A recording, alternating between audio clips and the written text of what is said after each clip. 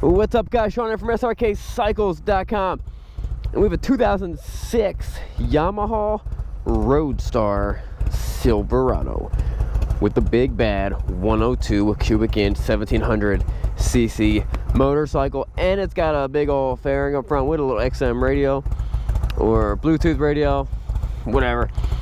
Let's take it for a spin. I'm gonna show you guys how this bike is an amazing, just a killer insane value. A lot of bike for not that much money. Let's jump on it. Test driving everything and anything with two wheels to help you find your next bike. I'm Sean Kerr, and this is SRK Cycles.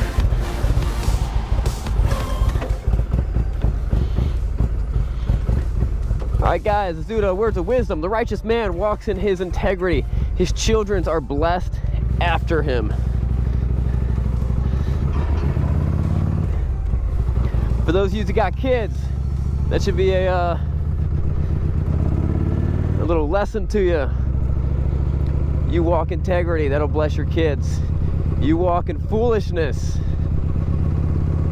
Anyone who has like a dad in jail or something like that, or had a dad in jail, you know it's not a blessing to your kids. All right, guys, the Yamaha Roadstar is a 1700cc water-cooled, air-cooled V-twin belt drive. A lot of people said that they kind of copied off the Harley Davidson motor. I'm not sure how they can really say that other than the fact that it's just air-cooled and belt drive. Because these motors don't leak. These motors don't leak. I'm not saying anything bad about Harley Davidson. They do have a tendency of leaking though after a while. It's just kind of normal. It's kind of the nature of the beast. These motors don't leak, and these things, just like the Harley Davidson motors, these things last forever.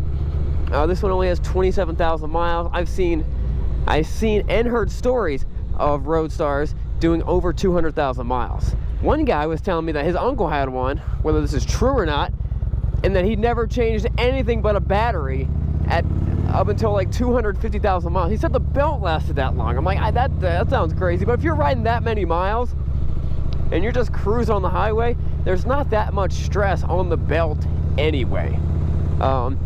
It's not until you're really beating it up and just dumping the clutch and it's stuff like that. That's what puts no tension and then tons of tension. That's what's gonna snap your belt. I've actually never had a belt break, and you rarely ever hear about belts breaking.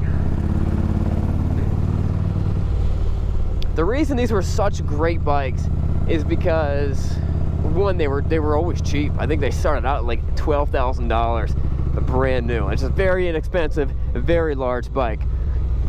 Two, people love the motor. People love the power that they put out. People loved how comfortable. I mean, this is an incredibly comfortable bike. Very torquey. Red line's around 4,500 RPMs, and peak power at 86 horsepower is at 22.5. So it's a very torquey motor, and they're actually claiming torque power.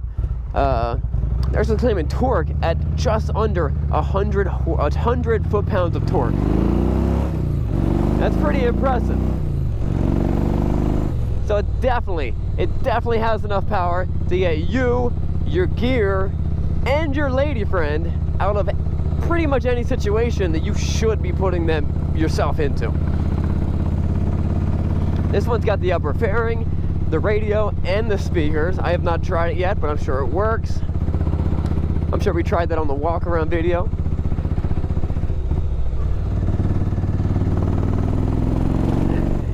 In pretty much any gear, it's gonna have power to pull yourself, to accelerate and pull. Man, this is a comfortable bike.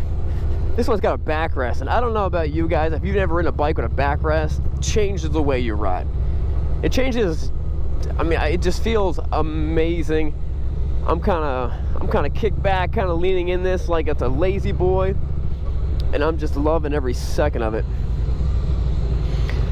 Another interesting feature about the Roadstars, and you would think that this would be a thing that every bike has, but this actually has a fuel gauge on it. If you look down in there, it's got an actual fuel gauge. A lot of motorcycles just have dummy lights. and they just say, you're out of gas pretty soon. But if the light is down there, you're not looking down there very often. You're not looking at the speed limit. You're looking at what's going on. It's not like a car where you kind of glance. You're moving your whole head down. So it's nice that you can, oh, well, how's my fuel doing? Look down. And a lot of people really like that. I think it's a cool feature. I'm not sure why more bikes don't have that. Or at the very least, like, press a button and see, like, digitally on your LED screen how much fuel you have. We have the technology, people. Why aren't we doing that stuff? But who knows? So, super comfortable bike. Those lower aftermarket fairings down there, those clear ones, they're stopping a little bit of wind from hitting my legs, but not that much. Maybe if you turn them right, I don't know.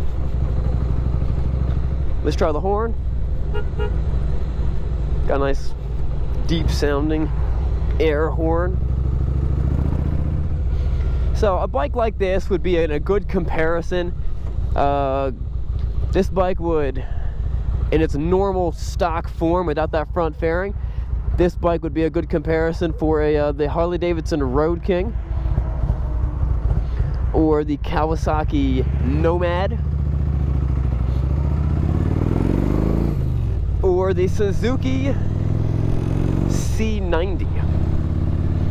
The way it sits with this front fairing, it'd be more like the Street Glide.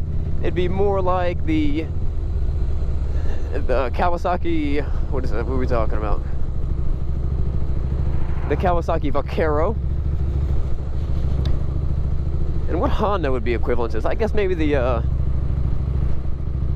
probably the VTX 1800 would be the closest equivalent to a bike like this.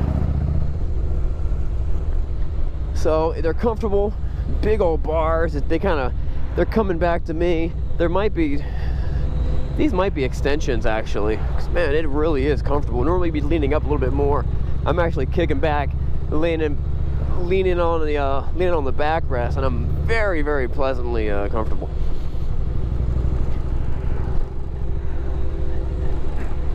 And a bike like this, you can pick up easily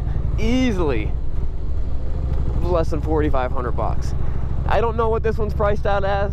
Maybe it's way cheaper than that, but to get a big bike that's reliable, that's comfortable, that looks good, runs good, feels good, for just less than $5,000 is pretty awesome.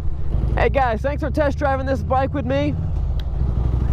Don't forget to subscribe and check out the next video. We'll see you guys later. As always, it's not what you're riding, but where you're going.